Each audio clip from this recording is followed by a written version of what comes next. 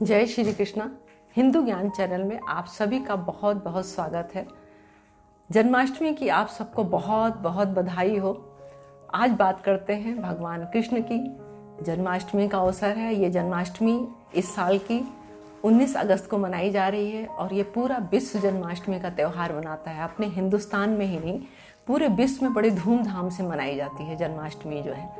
तो जन्माष्टमी के बारे में ही आज बात करते हैं। भगवान कृष्ण का जन्म, वैसे तो जन्म नहीं कह सकते हैं, भगवान कृष्ण अवतरित हुए थे, वो प्रकट हुए थे, क्योंकि भगवान का कोई अंत, आदि अंत नहीं है। ये जन्म जब ये अवतार लिया था इन्होंने, उससे पहले भी इनका अस्तित्व था और है और आगे रहेगा। तो हमें मान लेना चाहिए कि भगवान पहले से ही हैं, क्योंकि पहले जो हिंदू पुराण में और ये जो हमारे वेद पुराण है उसमें जो कुछ लिखा है उसमें भी पहले भगवान थे और आज भी हैं और आगे इनका कोई अंत नहीं है। तो इसलिए इनके जन्म को ये नहीं मानना चाहिए कि इस दिन ये इनका जन्म हुआ था। तो जन्म का तो कोई पता ही नहीं है भगवान कब से हैं। लेकिन जिस दिन ये प्रकट हुए थे, जिस दिन इनका अवतार हुआ था धरती पर, उस दिन को हम लोग जन्माष्टमी के रूप में मनाते हैं और हर साल बड़े धूमधाम से मनाते हैं। तो भगवान जब प्रकट हुए थे, कृष्ण भगवान, ये विष्णु भगवान के जो इनका अवतार था, 8वां अवतार था। तो विष्णु भगवान, भगवान राम, विष्णु और फिर एक कृष्ण भगवान। तो इस तरह से इनका द्वापर युग में, द्वापर युग के लास्ट में, अंत समय में इनका जो अवतार हुआ था कृष्ण भगवान का, ये उस टाइम में हुआ था। लगभग आज से करीब 5000 साल पहले की बात है ये। तो जब इनका जन्म हुआ, उसके बाद किस तरह से जन्म हुआ इसके बारे में चर्चा करते हैं। भगवान का जब जन्म हुआ था तो इसके बारे में जो इनकी माँ देवकी थी और जो इनके पिता वासुदेव थे, वो कंस की बहन थी देवकी। तो वो जब ले जा रहे थे उनको, एक तरह से विदा करा के ले जा रहे थे, तो आकाशवाणी हुई कि जिस बहन से तू इतना प्यार करता है उसकी 8वीं जब औलाद पैदा होगी, जब 8वीं संतान पैदा होगी, तो वो तुझे मारने के लिए धरती पे आएगी, उसी के हाथों से तेरा वध होगा। तो ये बात कोई भी भाई सुनेगा तो बहुत परेशान हो जाएगा, जबकि अपनी बहन से बहुत प्यार करते थे। तो वो बोले, उनके दिमाग में ऐसे बिल्कुल एकदम परिवर्तन हो गया। उनका दिमाग जो है वो एकदम, माइंड उनका ऐसे हो गया कि इस बहन को ही मार डालते हैं। जब यही नहीं रहेगी, इसकी संतान कैसे पैदा होगी? तो हम मरेंगे भी नहीं, क्योंकि उनको बहुत अहंकार था। कंस जो था उसको बहुत अहंकार था, अपने हर चीज पे, अपनी ताकत पे, अपने पराक्रम पे, हर चीज पे बहुत अहंकार था। वो चाहता था मेरा ही साम्राज्य रहे। तो जब वो मारने लग गए तो वासुदेव ने उनको बहुत समझाया कि देखो ऐसा है, इसको बेचारी को क्यों मार रहे हो? इसकी संतान से तुम्हें खतरा है ना, इसकी संतान जो 8वीं होगी उससे खतरा है। तो हम संतान को तुम्हें दे देंगे, उसको मार देना, या जैसे भी तुम्हें समझ में आएगा, इसको मत मारो। तो वो कंस के समझ में बात आई और वो मान गए। फिर उसके बाद वो इतना डर में रहने लग गए। कंस जो था वो इतना डर गया जो है कि वो हर टाइम उसको लगता था बस मेरी मित्र निकट है और मैं मर जाऊंगा और मेरा मारने वाला पैदा होने वाला है, ये है वो है, ऐसा ऐसा। वो हर टाइम वो दहशत में रहता था। तो उसने, चूंकि वहां का राजा था वो, तो उसने बताया कि भाई जो भी संतान इसकी होती है इस पे पहरा रखो। उसी टाइम दोनों, वासुदेव और देवकी को, दोनों को बंदी गृह में डाल दिया उसने, जेल में डाल दिया कि भाई ये जेल में बंद रहेंगे तो हमारी निगरानी में रहेंगे, और जैसे ही इनकी जो भी संतान पैदा होती है वो पूरे टाइम निगरानी में रहेगा और वो हमें पता हो और हम उसको मार डालेंगे। तो ऐसे करते करते जो देवकी थी उनकी 7 संतानें पैदा हुई।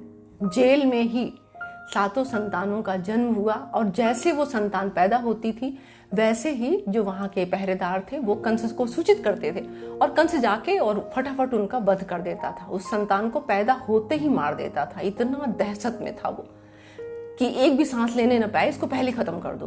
तो वो सब संतानों को, जितनी 7 थी, वो मार दिया था उसने। अब 8वीं संतान जो भविष्यवाणी हुई थी वो 8वीं संतान की हुई थी। तो 8वीं संतान के टाइम में उसने जो जेल थी उसका पहरा और भी कड़ा कर दिया कि बिल्कुल भी कोई भी मतलब रिस्क की गुंजाइश ना हो इसमें। तो पूरे टाइम वो पहरे में ही देवकी रही। देवकी और वासुदेव दोनों रहते। तो देवकी और वासुदेव, जो खास करके देवकी, वो बहुत दुखी रहती थी, क्योंकि इतने लंबे टाइम तक अगर कोई जेल में रहेगा, उसके बच्चे बार बार पैदा होंगे, मार दिए जाएंगे, तो कोई भी माँ कितना दुखी रहेगी। आप सोच सकते हैं कि भाई कितना दुख था उनको। तो जब 8वीं संतान उन्होंने गर्भधारण किया, तो बस हमेशा ये सोचती थी कि उनको लगता था बस ये पैदा होगा, एक एक दिन जैसे हो रहा था, बीत रहा था, उनको लगता था ये पैदा होगा, खत्म कर दिया जाएगा ऐसी। तो इसकी सुरक्षा को लेकर बहुत चिंतित रहती थी।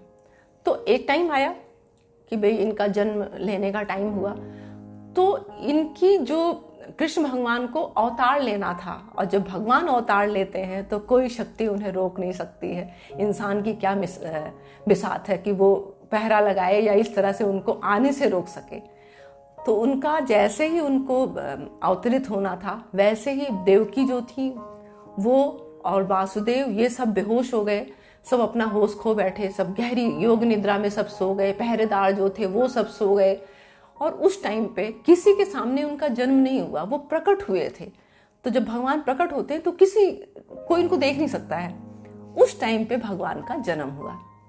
देवकी की जो आंख खुली थी, जो होश में आई थी, तो उस बच्चे के रोने की आवाज सुन के, कृष्ण भगवान के रोने की आवाज सुन के उनकी आंख खुली और वो होश में आई। वासुदेव को उन्होंने उठाया कि अरे देखो ये रो रहा है, जल्दी से इसको, ये अगर रोएगा तो पहरेदार जग जाएंगे, ये सो रहे हैं, अब इनको जल्दी से कुछ करो इसकी सुरक्षा के लिए।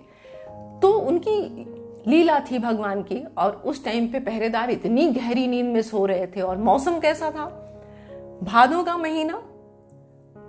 महीना, बादल खूब गहरे, बिल्कुल से काले बादल जो है छाए हुए थे, वो खूब झमाझम बारिश हो रही थी और अंधेरी रात थी और रात के 12 बजे थे। ये सिचुएशन थी जिस टाइम भगवान ने अवतार लिया। तो फटाफट उनको जगाया वासुदेव को, और वासुदेव ने उनको सूप में रखा और लेके उसी बारिश में वो निकल गए कि भाई इनको किसी तरह से सुरक्षित रखना है। तो वासुदेव उनको लेके गए। जमुना जी पूरी उफान पे थी, बहुत ज़्यादा बारिश का टाइम था तो बहुत ज़्यादा पानी था उसमें। तो चूंकि भगवान जो थे वो विष्णु भगवान के अवतार थे, इससे पहला जो उनका जन्म था वो विष्णु के रूप में उन्होंने धरती पे अवतार लिया था। तो विष्णु भगवान जो है उनको हमेशा शेषनाग जो है, उस शेषनाग की सैया पे सोते हैं और शेषनाग के मतलब संरक्षक में रहते हैं, उनकी सेवा में रहते हैं शेष भगवान। तो जैसे उनको पता लगा, पृथ्वी को पता लगा कि भाई अवतरित हुए हैं, तो जब जमुना में ले जा रहे थे उनके ऊपर बारिश की बूंदें गिर रही थी, क्योंकि उनको सिर के ऊपर रखा हुआ था। वो सूप जो था जिसमें कृष्ण भगवान को डाला हुआ था, रखा हुआ था, वो उन्होंने अपने सिर के ऊपर रखा, क्योंकि नीचे उनके छाती तक तो पानी भरा हुआ था। तो शेषनाग तुरंत पीछे से आके और अपना फन फैला के उनके ऊपर बारिश की बूंदें ना पड़े प्रभु के ऊपर, इसलिए उन्होंने अपनी छत्र छाया में उनको किया ऐसे।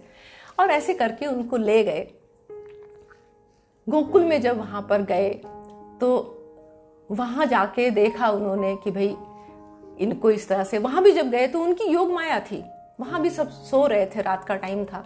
तो जब वहां गए तो वहां जाने के बाद यशोदा जी जो थी उनके पास एक कन्या का जन्म हुआ था, उसको उन्होंने उठाया और भगवान को उनके बगल में लिटा दिया। ये किसी ने देखा और न किसी ने इस चीज को जाना समझा।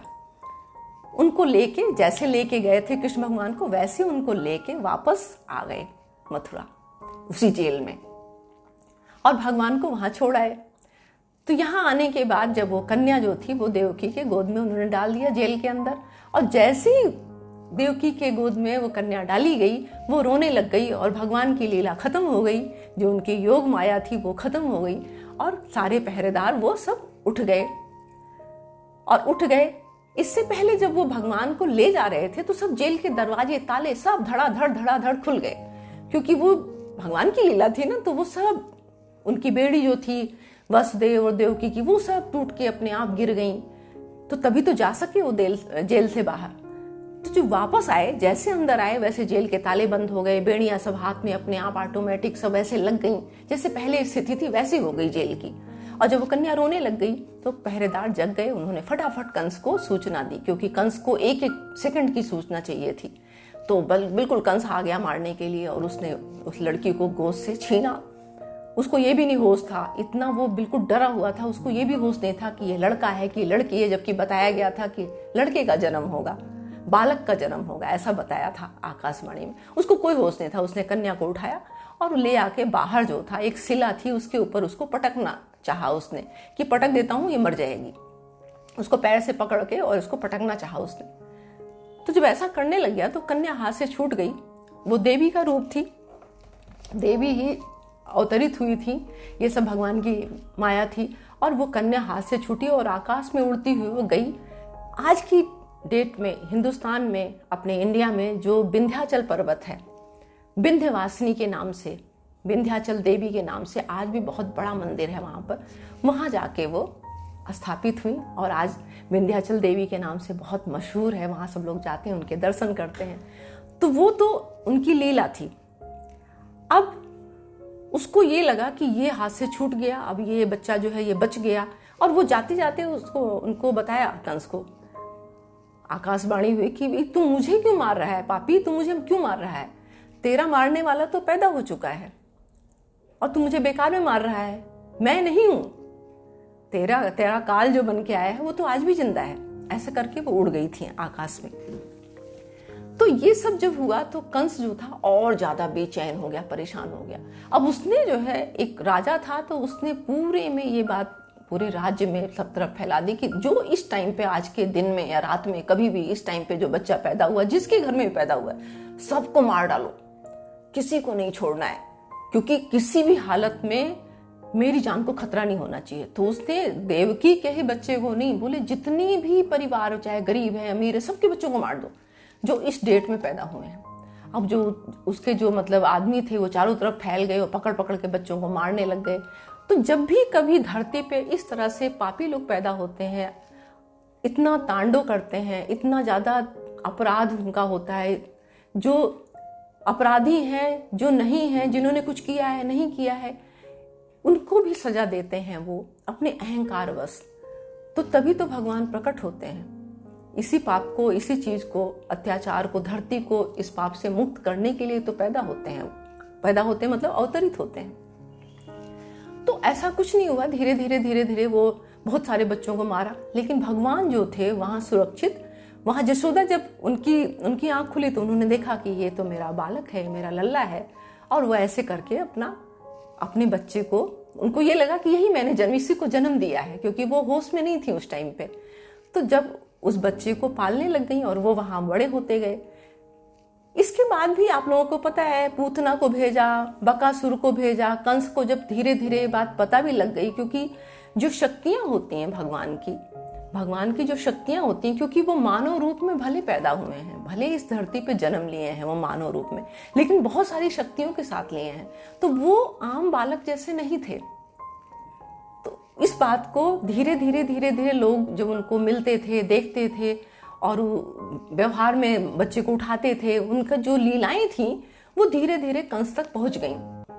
और कंस को लगा कि सामान्य बालक तो नहीं है ये, तो कहीं ऐसा तो नहीं वही बच्चा है जो मुझे मारने के लिए पैदा हुआ है। तो उसने यहाँ से बहुत सारे राक्षस ये सबको भेजना शुरू कर दिया, जाके उसको किसी तरह से पूतना को भेजा कि 6 दिन का बच्चा जो है, भगवान की जब छठी मनाई जा रही थी तब पूतना को भेजा कि तुम जाके, और उस टाइम यशोदा के यहाँ इतना उत्सव मनाया जा रहा था, कई महीनों तक उत्सव मनाया गया, क्योंकि ये बुढ़ापे में उनके घर में पैदा हुए थे।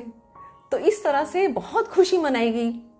तो जब मतलब बरसों बाद ये खुशियां उनके घर में आई, तो मतलब कई महीनों तक जो वहाँ के गोकुल के वासी थे वो सब खुशी मना रहे थे, नाच रहे थे, गा रहे थे गीत, और ये वो सब चल रहा था आयोजन उनके यहाँ। तो बहुत सारी औरतें आती थी कि भाई लल्ला को देखना है मुझे, भाई यशोदा के जो लल्ला है उसको देखना है। जो जाती थी बताती भाई बड़ा अजीब सा बच्चा है, बहुत ही, उसको देखो तो मन नहीं भरता है। तो ऐसा सुन के सब आते थे आशीर्वाद देने के लिए। तो पूतना भी उसमें अपना रंग रूप बदल के, अपने स्वरूप को बदल के, मायावी थी वो, उसने अपने माया से एक गोपी का रूप बनाया और आई वो कि भाई मैं बच्चे को देखने आई हूँ, आशीर्वाद देने आई हूँ। तो जब बच्चे को गोद में दे दिया तो वो उसको अपने छाती से लगाने लगी और उसको अपना दूध पिलाने, क्योंकि अपनी छाती में वो विष का लेप करके आई थी। तो जब भगवान को पता लग गया कि भाई ये जो विष पिलाया जा रहा है, मुझे जो आया है, वो सब कुछ, वो तो अंतर्यामी थे, उनको सब पता लग गया, उन्होंने देख भी लिया, समझ भी लिया। फिर उन्होंने उसकी छाती को दूध पीना जब शुरू किया तो खींचते गए खींचते गए खींचते गए, यहाँ तक कि उसके प्राण भी खींच लिए उन्होंने, और वो वहीं ढेर हो गई। और जब वो मर गई तो उसका विकराल रूप जो राक्षसी का था वो सामने आ गया। तो गोकुल में भी सबको पता लग गया कि भाई क्या है ये, मेरे लल्ला की जान के पीछे क्यों सब लोग पड़े हैं, कोई भूत ऐसे राक्षस बन के आता है, कोई कुछ बन के आता है, इसका दुश्मन कौन है। तो इस तरह से इनकी लीलाएं चलती रहीं और अंत में ज़्यादा उम्र नहीं थी उनकी, 12 से 14 साल के बीच में उम्र थी जब उन्होंने कंस का वध किया। तो जिस लिए अवतरित हुए थे वो, ये सब काम उन्होंने किया।